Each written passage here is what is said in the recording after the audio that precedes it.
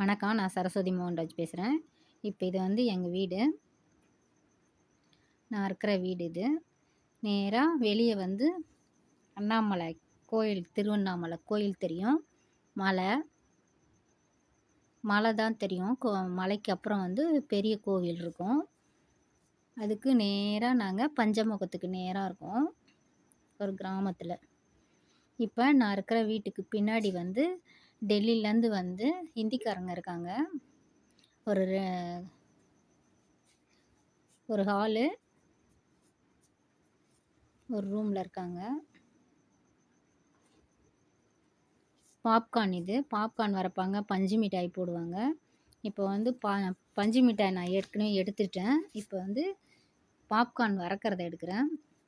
இவங்க எப்படி வறக்குறாங்கன்னா, ஒரு பெரிய அடுப்பு வந்து ஃபங்க்ஷனுக்குலாம் நம்ம வச்சிருக்கிற அடுப்பும், சிலிண்டரும் வச்சிருக்காங்க. இதுதான் அவங்க இருக்கிற வீடு. ஒரு 2 ரூம் தான், சின்னதா இருக்கும்.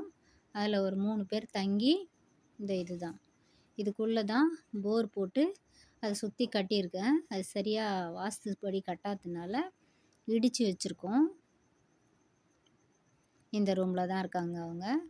4 பேர் இருப்பாங்க. இது வந்து ஒரு போர்ஷன். பின்னாடி பக்கம் இருக்கிற நான் தகரக்கொட்டாயில் இருக்கேன். இவங்க வந்து பின்னாடி போர்ஷனில் இருக்காங்க. இப்போ அவர் பாப்கார்ன் எப்படி வறக்குறாருன்னு பார்க்கலாம். ஒரு டப்பா ஃபுல்லாக எடுப்பார். அந்த இரும்பு வாணலில் வந்து ஏற்கனவே சால்ட் உப்பு போட்டு நல்லா வறுத்துருவார். அந்த உப்பு வந்து நல்லா வரப்பட்டதுக்கப்புறம் இந்த பாப்கார்னை வந்து கடையிலேருந்து வாங்கிட்டு வந்து அது கூட எதுவுமே போட மாட்டார். அப்படியே வறக்குறாரு பாருங்க. அது நல்லா சூடேறி சிலிண்டரில் தான் கனெக்ஷன் கொடுத்து வறக்குறாரு. அதுக்கு முன்னே தரையில் வந்து இந்த வீடு கட்டாதப்போ இந்த செவுருலாம் வைக்காதப்போ தரையில் தான் அடுப்பு வச்சு வறுத்துன்னு இருந்தார். இப்போ வந்து சிலிண்ட்ரு வாங்கி நான் தான் எங்கள் அட்டைக்கு தான் வாங்கி கொடுத்துருக்கேன். ஒரு சிலிண்ட்ரு மாதம் ஒரு சிலிண்ட்ரு வாங்கி கொடுத்துருவேன். அவங்க இதுலேயே சமையல் பண்ணிக்குவாங்க. இதுலேயே வந்து பாப்கார்னும் வறுத்துக்குவாங்க, பஞ்சு மிட்டாயும் போட்டுக்குவாங்க. இப்போ வரப்படுது பாருங்கள். அந்த உப்பில் ஃபுல்லாக கைவிடாமல் தொழவுறாரு. அந்த ஃபுல்லண்டு வந்து அது வெடித்து வரும். அதனால் வந்து சட்டை வந்து நீட்டாக போட்டிருப்பாரு.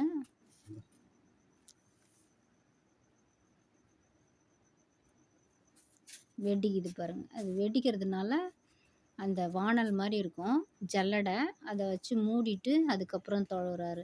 தொழவுறத விட்டோம்னா தீஞ்சிரும்.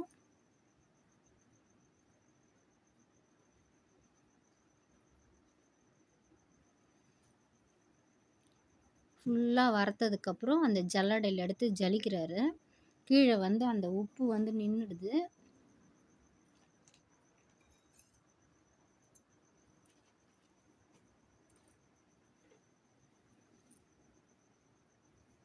இப்படி வெடித்து அடுப்பை சுற்றி விழுந்திருக்கு பாருங்கள். அதனால தான் நம்மளால் வந்து இதை வாங்கிட்டு வந்து வறக்க முடியல.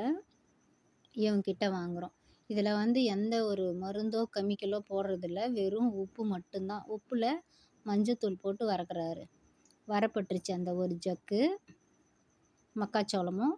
இப்போ அதை எடுத்து ஜலிச்ச உடனே கொட்டுது பாருங்கள் உப்பு. அது வெறும் உப்பு தான், மணல் மாதிரி ஆகிடும்.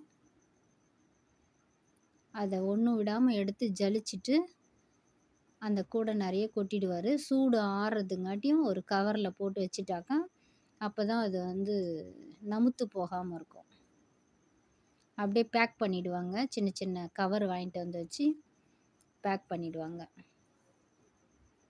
அவங்களுக்கு சேர் வந்து இந்த டயரில் நான் தான் செஞ்சு கொடுத்து வச்சுருக்கேன்.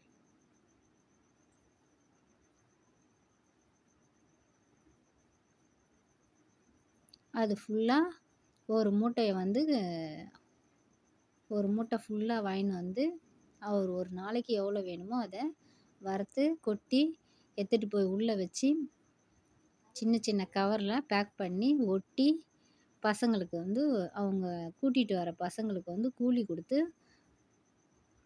ஆயிட்டுக்குது.